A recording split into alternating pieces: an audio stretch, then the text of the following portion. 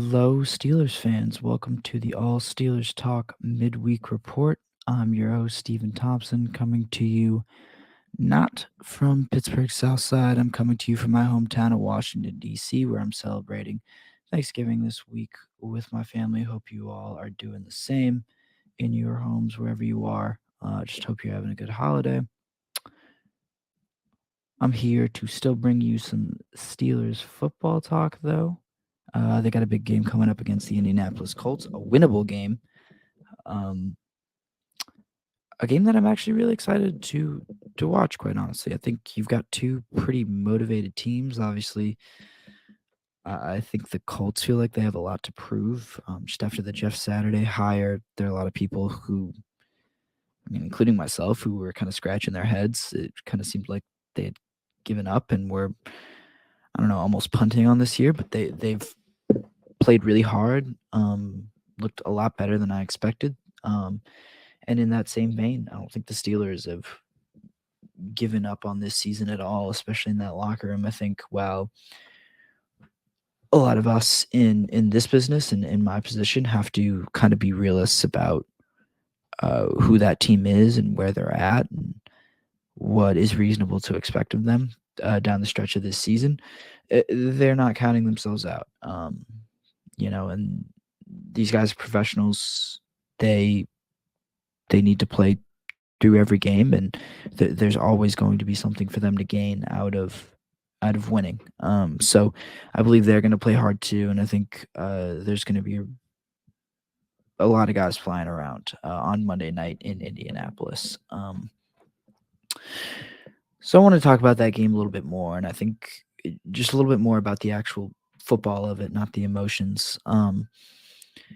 The Colts right now are allowing the second lowest yards per attempt against running backs. On rushes, actually, I should say. So second lowest, second fewest yards per carry of anyone in the NFL right now. It's a real impressive mark. They've got a great front seven between Shaquille Leonard, Kwity Paye, and company. They can really bring it up front.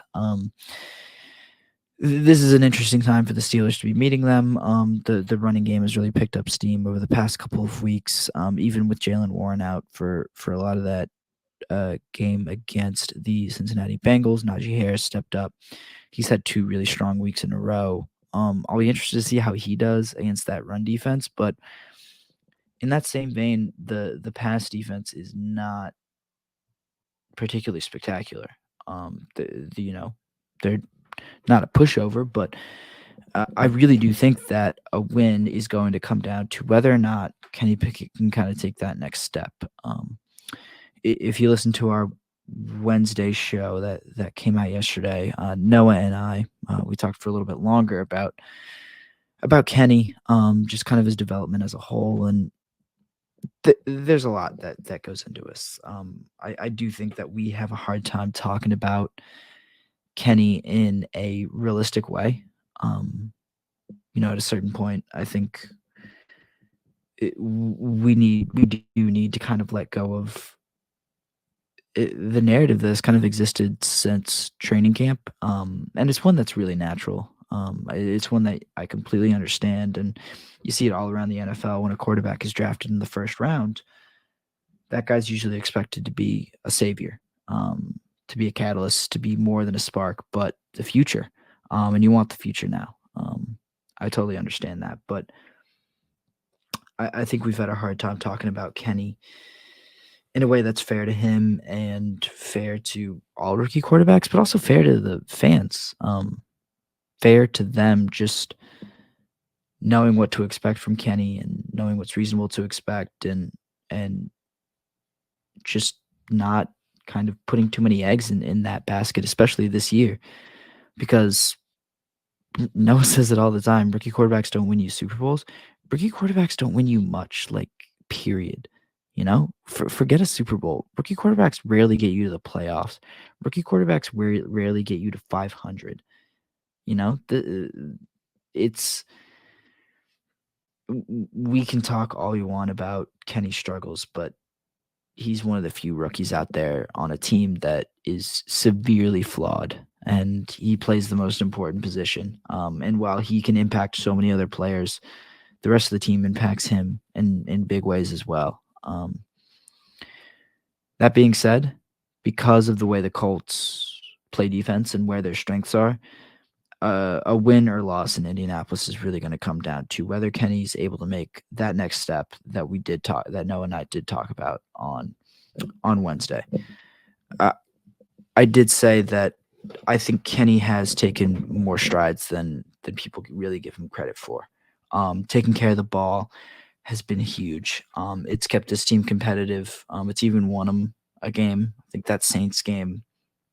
The difference between really bad losses or losses in general versus being able to hang on and be competitive or even steal a win for this team so far has been their ability to take care of the ball.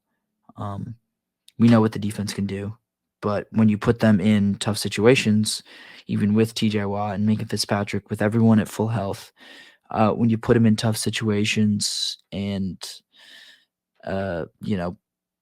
make them work really hard to keep points off the board, you're gonna have a hard time. Winning is almost impossible in those situations. So I gave Kenny credit for being better about taking care of the ball. But once you do that, there's a next step to take. There's kind of always a next step to take, but for Kenny, the next step is pretty obvious. It's hitting on some big plays. It's finding more of those plays, like the touchdown throw to George Pickens he had last weekend. It's hitting on that throw at the end of the game, like down the sideline to Pickens again. It's just making sure that those work, that those hit, that those aren't. We were close, it's that fine line between close and there, that Kenny really needs to hit. And like I said, earlier in this episode, given the way that Indy defends the run, I'm not expecting a whole lot from Najee Harris. I think that's a little unrealistic. Just like Mike Tomlin talked about this week, the way that Deontay is a focal point for opposing defenses, I think Najee Harris is too, or at least he's going to start being again. He's just given the way he's picking up steam, and I think it's perfectly reasonable, and you probably should expect for defenses to start loading the box against him, or at least a little bit more, sending extra men there. He's really playing well, and people are going to start treating him that way. It's going to open stuff up for Kenny. Now's the time where you can start asking him to take a few more risks. This team is not talented enough or disciplined enough or experienced enough on offense to go through these long drives, these 10, 12, 14 play drives to get points. You gotta limit the number of times that you can make mistakes and set yourself back. And explosive plays do that. So that's the big thing I'm watching for this week, is whether or not Kenny can kind of create those with his arm, and whether or not there's been any kind of development in terms of the chemistry with his receivers and his ability to make those plays. It doesn't have to be Patrick Mahomes and Tyreek Hill or Josh Allen and Stephon Diggs or Gabe Davis. It's got to be some chunks, 20, 25 yards here or there. Maybe you score a long touchdown every once in a while. Like, it's no coincidence that the Steelers finally had a touchdown of longer than 10 yards last week, and that was their first of the year, and they're one of the worst units in the NFL. Like, that's the name of the game right now, is big plays, and we're grading. At least I am grading Kenny on a curve a little bit. It is his rookie year. We've talked about the flaws that this offense has, but there needs to be some progress, and I think the next step for him, and if he could make this next step, would really go a long way to helping this team win a football game on Monday night, is to try to hit on those big plays. And again, it comes down to taking risks. You saw him really be a gunslinger when he came out in his first couple of starts, they were asking a lot of him in terms of throwing the ball over the field, and he kind of took that and ran with it. Maybe was a little overzealous in certain situations, but he was, I think, responding to what was asked of him. They've dialed it back slightly a little bit, and I think they've reined in some of those aggressive tendencies that Kenny has. I'd like to see. I'm just interested to see how he finds that balance and how he strikes that this week. I really think it's the difference between a win or a loss in Indy is whether or not Kenny can really find a happy medium between responsibility and good stewardship of the football and not putting his team in unfavorable situations versus showing some of that magic that we all saw from him in college and that really made teams fall in love with him. That was I think one of his best attributes was his ability to pick his spots and to say this is a necessary risk to take. This is a worthy risk to take versus I can play it safe on this one. Let's live to fight another day. And I can take, a check down or a shorter pass, and maybe it's not as big a play, but it's the responsible one to take versus, you know, we need a big play right now. And this one has a decent probability of hitting. That's just my big focus for this week. That's really what I want to see, and you know, maybe we can kind of figure out a better way to talk about Kenny this week. Maybe if we see some progress from him, we can all kind of take a breath and step back and say, yes, this team is moving forward.